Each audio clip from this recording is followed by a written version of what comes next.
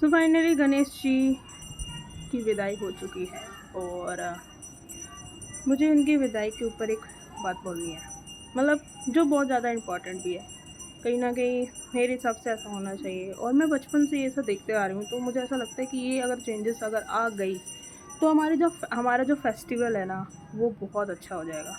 पहला चेंज कि हमें इको फ्रेंडली गणपति जी लाने चाहिए। तो मैंने ना इस बारे में अपने आस-पास के जितने भी लोग थे उनसे भी बात करी और वहाँ के जो मेन थे जिन्होंने गणपति जी की मूर्ति स्थापित की थी, तो मैंने उनसे बात करी तो उन्होंने बोला कि लाइक इको फ्रेंडली हम गणपति जी ला सकते थे, बट ना उनकी उसकी जो कॉस्ट है बहुत ज़्यादा थी। ठीक है? मैंने बोला कितनी ज़्यादा होगी आम मूर्तियों के अकॉर्डिंग में? तो उन्होंने बोला बस 2-4 हज़ार ज़्यादा थी। मैंने बोला ओके। सो मैंने फिर ये बोला कि आपने इसके अलावा और कहाँ पे पैसे इन्वेस्ट करे? तो क्या है कि यहाँ पे जो डांसर्स वगैरह आते थे उनका भी फिर हमने मैनेज किया सारी चीज़ें, टेंट वेंट वगैरह सारी चीज़ें में गई, पैसा इसमें ज़्यादा लग गया। ठीक है?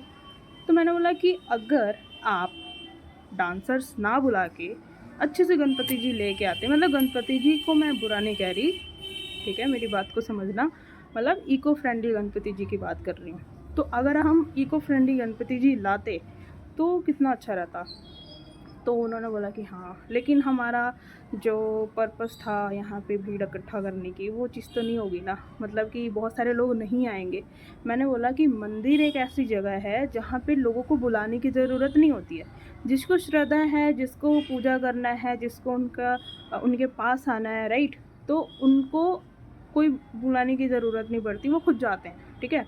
और मैंने बोला कि एग्ज़ाम्पल के तौर पे आप मेरे को ही देख लो, आपने तो मुझे नहीं बुलाया था, है ना? बट मैं तो आ रही हूँ ना। तो उस तरीके से मैंने उनसे ऐसे बात करी, तो उन्होंने बोला कि ठीक है, हम नेक्स्ट टाइम से इको फ्रेंडली गणपति जी लाएँगे और आपके इस बात के ऊपर थोड़ा गौर फरमाएँगे, ठीक है? चलो मैंने यहाँ का तो देख लिया, बट मैं बात करना चाहती हूँ वहाँ जो हर एक जगह पे आते हैं गणपति जी और उनका विसर्जन थोड़ी गलत तरीके से होता है। गलत तरीके इन द सेंस कि आस-पास में ऐसा कोई स्थान नहीं होता जहाँ पे अच्छा पानी हो, नदी हो, क्योंकि देखो हमारा डेवलपमेंट इतने ज़ोर-शोर से हो रहा है कि नदी, पानी, मतलब हर एक जगह पे ना बाउंड्रीज़ सी बन गई है, ठीक है? बट अगर इको फ्रेंडली गणपति होंगे तो हम उनके लिए विसर्जन की भी जगह बना सकते हैं, पानी को यूज़ करके या फिर किसी भी तरीके से बहुत अच्छे से हो जाएगा। और उनकी जो मिट्टी होगी उससे हम गमले वगैरह बना सकते हैं, गमले वगैरह लगा सकते हैं, वो चीज़ ऐसे कर सकते हैं जो इम्पोर्टेंट है, राइट? तो आई होप सो ये वीडियो सभी लोगों के पास पहुँचेगी तो बहुत अच्छी बात है।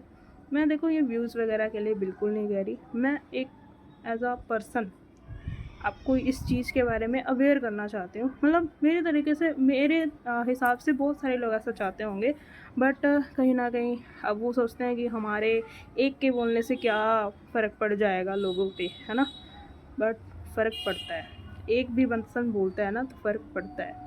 हमें आज़ादी भी एक पर्सन की वज़ह से ही मिली थी। तो इस चीज़ के ऊपर आप गौर फरमाओ, बाकी तो सारी चीज़ें होते रहेंगी और wish you very good luck. Next time भी गणपति जी आएंगे और आपके सारे जितने भी मनोकामनाएं हैं वो पूरे हों। और मेरा तो यही रहेगा कि आप हमेशा खुश रहो, जहाँ भी रहो स्वस्थ रहो। और हाँ, प्रे फॉर पंजाब, पंजाब के लिए भी आप प्रे करो, क्योंकि यहाँ की जो स्थिति है वो बहुत बेकार है, बहुत ही ज़्यादा, मतलब मैं क्या बताऊँ, आप वीडियोस वगैरह तो आप देख ही रहे होगे। पंजाब से वैसे मैं भी बिलोंग करती हूँ, बट मैं रहती हूँ लुधियाना में, तो उस यहाँ पे उस तरीके का चीज़ नहीं हो पाता, ठीक है? और होना भी नहीं चाहिए, आई होप सो ना हो तो बेहतर है, ठीक है? कि अच्छी चीज़ तो नहीं है ना ये। बाकी वीडियोस तो चलती रहेंगी। Okay, wish you very good luck and Ganpati Bappa Morya, Mangal Murti Morya.